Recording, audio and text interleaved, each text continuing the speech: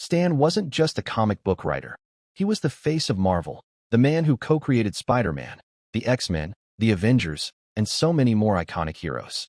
His storytelling shaped the Marvel Universe, but it was his larger-than-life personality that turned him into a legend. His cameos became a tradition, a little gift for fans in every movie. Whether he was cracking jokes or playing different characters, he was always a highlight. Some were hilarious, some were heartfelt, and some carried deeper meaning, especially as the MCU grew. But which cameos stand out the most? Let's find out as we count down Stan Lee's top 10 cameos.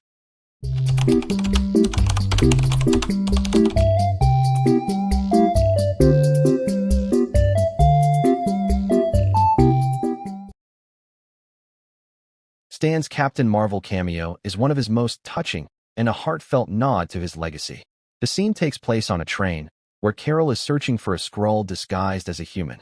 As she scans the passengers, her eyes briefly land on an elderly man reading a script and quietly repeating his lines. That man, of course, is Lee.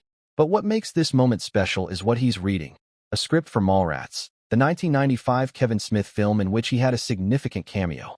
This is a rare example of one of his appearances referencing real life. When Danvers sees him, she softens. Instead of brushing past him like any other passenger, she gives him a small, knowing smile. It's a subtle but powerful tribute. This was also one of the last cameos he filmed before he passed away in 2018, making it all the more poignant.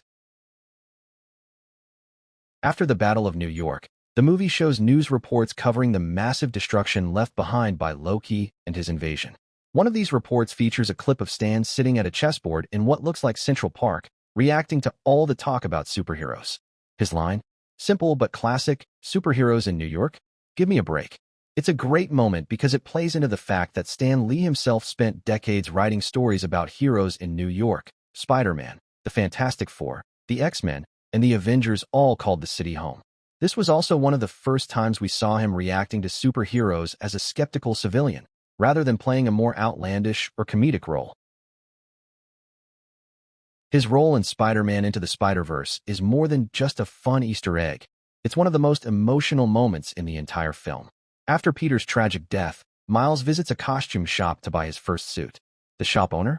None other than Stan. Dressed in his usual cardigan and glasses, he hands him the suit and tells him, "It always fits eventually." At first, it seems like a simple joke. Miles nervously glances at the suit's size and sees a no-returns policy posted on the wall behind.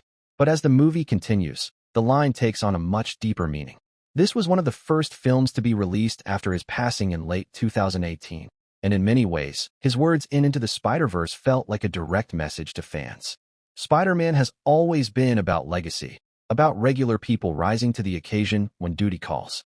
And with Peter gone in this universe, it's now up to Miles to step up. The brilliance of this is how it blends humor with heart. On the surface, it's a classic Stan Lee moment, warm, funny, and effortlessly charming. But at its core, it's a message to every fan watching. Anyone can be a hero. The mask will always fit. Thor was one of the first major MCU films to dive into the more mythical side of Marvel, introducing Asgard, the Bifrost, and of course, Mjolnir. After Thor is banished to Earth, Mjolnir crashes into a desert in New Mexico. Unable to resist the mystery of an unmovable object, the local residents tries to lift it by any means necessary. Cue Stan. He plays a truck driver who gets a little too ambitious in his attempt. Instead of just pulling on the hammer, he straps it to the back of his pickup truck with a chain and floors the gas pedal. The result? The entire back half of the truck gets ripped off, leaving him sitting in what's left of the driver's seat as he asks with genuine curiosity, "Did it work?" It's a quick but classic moment, perfectly capturing the humor that made him so iconic. In Guardians of the Galaxy Volume 2, we see him sitting on an asteroid, wearing a spacesuit and talking to the Watchers, a race of ancient, all-seeing entities in Marvel Comics who observe everything happening across the multiverse but never interfere. As Lee speaks to them, he casually mentions, "And then I was a FedEx guy." This is a direct reference to his cameo in Civil War, where he played a FedEx delivery man. But the key here is what this means for all of his cameos. For years, fans had a theory that Stan Lee wasn't just a random bystander in these movies, but actually the same character appearing across different events in the MCU. And this basically confirmed that theory. By showing him with the Watchers, it implies that Lee's character has been reporting back to them after observing different moments in the timeline.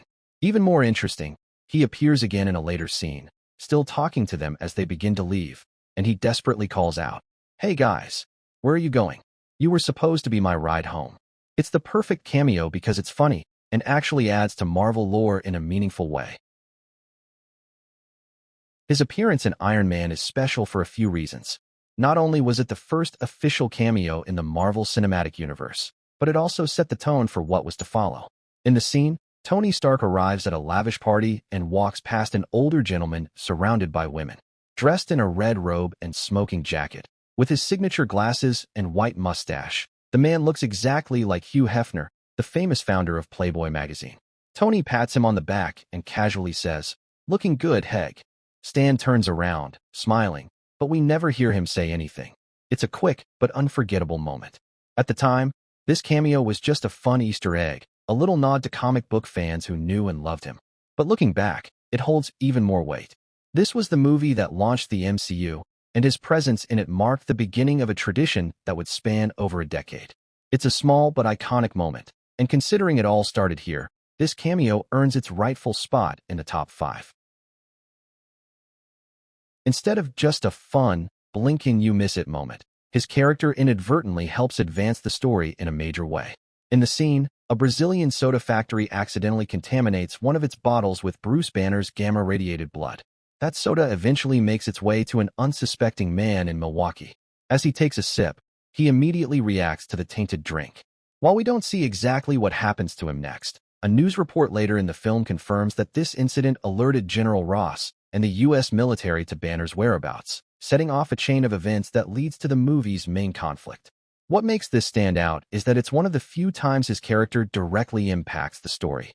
Unlike most of his appearances, where he's simply an observer or comic relief, this time, his moment actually contributes to the movie's narrative.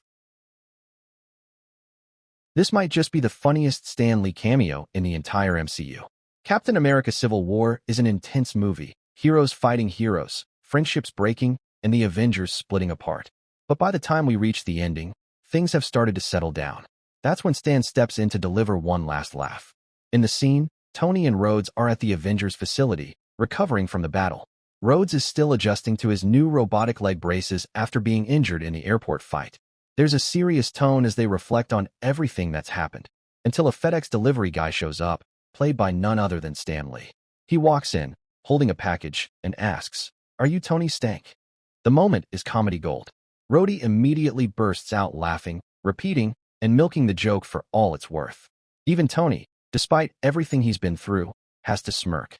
It's such a simple mix-up, but the way Stan delivers the line, completely straight-faced, makes it one of the most memorable MCU cameos. While Peter and Dr. Kurt Connors engage in a brutal fight, Stan is right in front of them, completely oblivious to the chaos happening right behind him. With his back turned, he casually organizes books while wearing large noise-canceling headphones, listening to classical music. Meanwhile, Spider-Man and the Lizard are tearing the library apart, smashing bookshelves, throwing desks, and hurling each other across the room.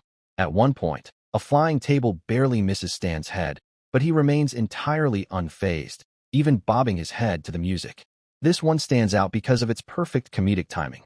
The contrast between the intense action in the background and Lee's peaceful demeanor in the foreground creates a hilarious moment of visual comedy. His final appearance in Avengers Endgame was a heartfelt tribute to the man who started it all.